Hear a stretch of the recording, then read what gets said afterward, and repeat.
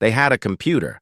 But the astronaut on the launch pad, John Glenn, refused to lift off until one person personally verified every calculation. That person was a black woman named Katherine Johnson. Have you ever heard the full story? Born in White Sulphur Springs, West Virginia in 1918, Katherine Coleman showed mathematical ability so exceptional that her school system had no grade level high enough to challenge her by age 10. Her father drove the family 120 miles to a different county every school year so she could attend classes that matched her mind. She enrolled at West Virginia State College at 15. She graduated at 18. She earned her graduate degree in mathematics.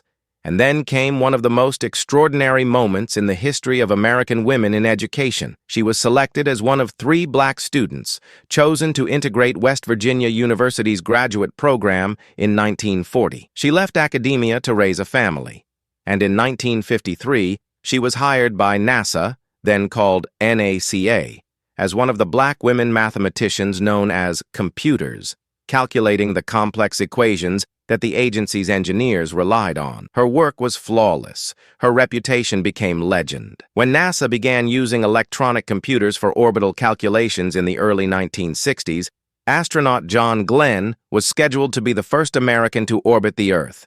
The agency asked him to trust the new IBM computer's trajectory math. Glenn said he would not fly unless Katherine Johnson checked it by hand. She did. She confirmed it. Glenn launched. He orbited the Earth 3 times and came home safely.